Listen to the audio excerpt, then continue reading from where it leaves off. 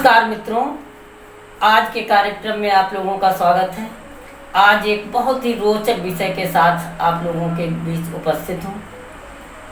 विषय जैसा कि आप देख रहे हैं कि संतान सुख विचार।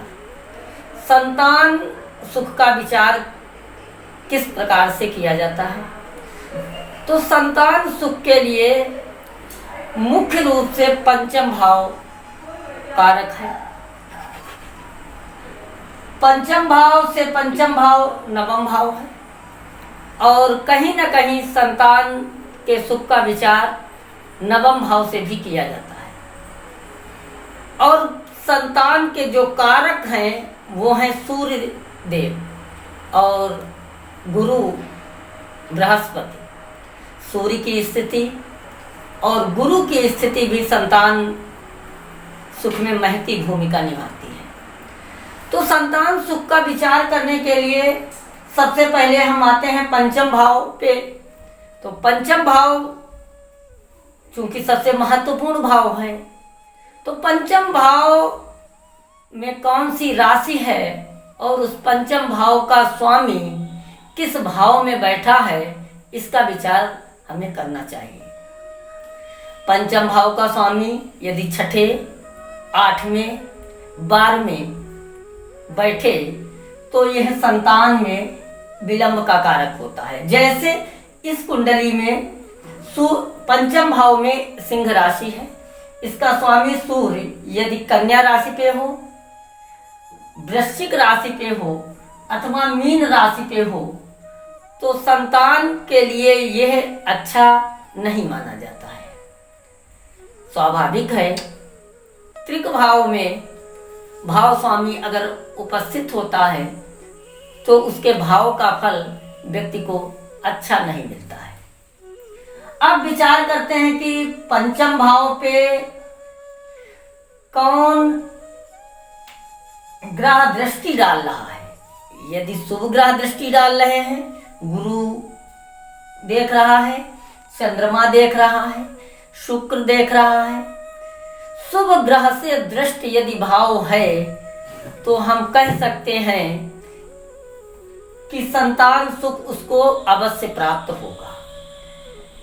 इसके विपरीत मित्रों, यदि अशुभ ग्रह राहु, केतु, शनि, मंगल इत्यादि क्रूर ग्रहों की दृष्टि यदि पंचम भाव पर है तो ये संतान के सुख में कमी करते हैं। संतान सुख देर से प्राप्त होता है। संतान उत्पन्न होने में दिक्कत आती है। नाना प्रकार की चीजें संतान से जुड़ी उनमें कमी हो जाती है। अब यदि पंचम भाव में जैसे क्रूर ग्रह राहु बैठ जाए तो पंचम भाव में जब राहु बैठता है, मान लीजिए शत्रु की राशि पे बैठा है, यहाँ पे सिंह राशि है, ये राहु आपका सिंह राशि पे आके बैठ जाए तो ऐसे जातक को संतान में बहुत प्रकार की दिक्कतें आती हैं। संतान उत्पन्न होने में बहुत प्रकार की दिक्कतें आती हैं। संतान का अल्पायु हो जाना, संतान गर्भपात की स्थिति भी यहीं से बनती है। शनि बैठ जाए, यहाँ तक कि गुरु भी कभी कभी पंचम भाव में बैठकर संतान के सुख को खराब करता है।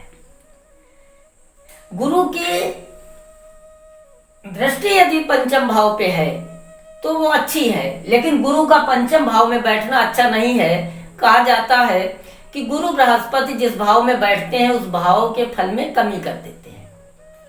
अब संतान से जुड़ी चीजों को देखने के लिए सूर्य की स्थिति देखी जाती है। सूर्य कैसा है? नीच राशिगत नहीं है, छठे, 8वें, 12वें नहीं है। गुरु की दृष्टि कैसी पड़ रही है, गुरु कहाँ है, किस भाव में बैठा है, और नवम भाव हमारा कैसा है। इन सभी चीजों को देखने के बाद संतान से जुड़ी भविष्यवाणी की जाती है। यदि पंचम भाव में क्रूर ग्रह बैठे हों, क्रूर ग्रहों की दृष्टि पड़ रही हो, या पंचमेश छठे आठवें 12वें हो, या पंचमेश अस्त हो गया हो, ऐसी परिस्थिति में संतान सुख में कमी आती है।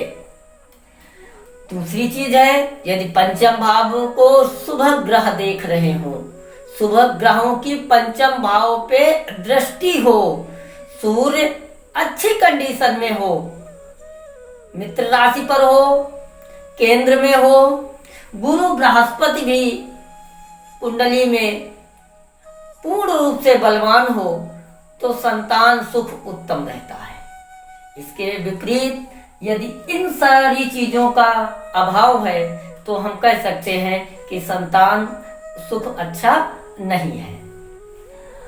अब इस कुंडली में देखिए, थोड़ा सा इस कुंडली के ऊपर ध्यान दीजिए। तो इस कुंडली में ये राहु आपका लग्न में बैठा है, मेष लग्न की कुंडली है, और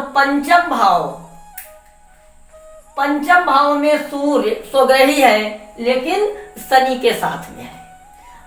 उधर पांचवी दृष्टि राहु की भी सूर्य के ऊपर पड़ रही है। तो पंचम भाव और पंचमेश दोनों राहु के कुप्रभाव में है।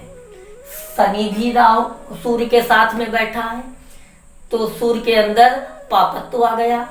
दूसरी चीज कि पंचम भाव को कोई भी शुभ ग्रह नहीं देख रहा है, पंचम भाव को कोई भी शुभ ग्रह नहीं देख रहा है, जबकि पंचम भाव पर, पंचम भाव के स्वामी पर राहु की पूर्ण दृष्टि है, शनि की सूर्य के साथ में युति है।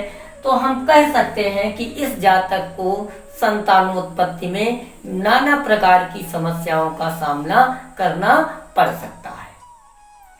इसके विपरीत अगर यही गुरु आपका कुंभ राशि पे बैठकर पंचम भाव को पूर्ण दृष्टि से देखता तो कहीं ना कहीं उसको जीवन में संतान सुख अवश्य मिलता।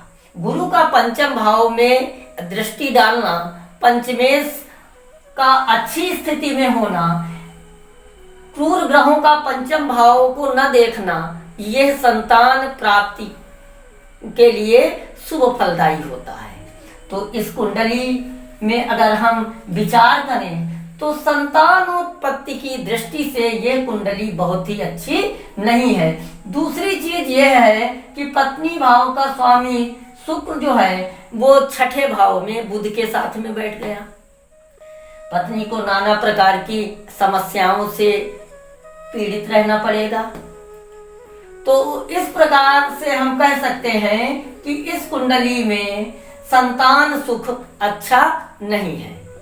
अब संतान सुख यदि कुंडली में अच्छा नहीं है तो उसके कुप्रभाव को कैसे कम किया जाए, कौन सी पूजा व्यक्ति को करनी चाहिए, कौन से ग्रह का उपाय करना चाहिए जिससे संतान उत्पत्ति में आने वाली बाधाओं से व्यक्ति को मुक्ति मिले और उसका जीवन सुखमय हो।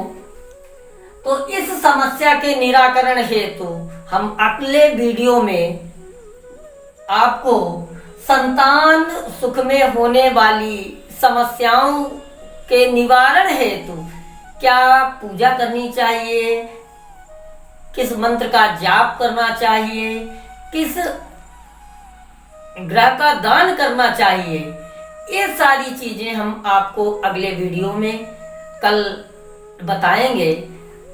और आप लोग उसको देखने के बाद में अपनी समस्या से छुटकारा पा सकते हैं। तो आगे के कार्यक्रम के लिए आप लोग हमारे चैनल को सब्सक्राइब करें और कल हम अपने अगले कार्यक्रम में संतान से जुड़ी विभिन्न प्रकार की समस्याओं को दूर करने के उपाय लेकर आएंगे।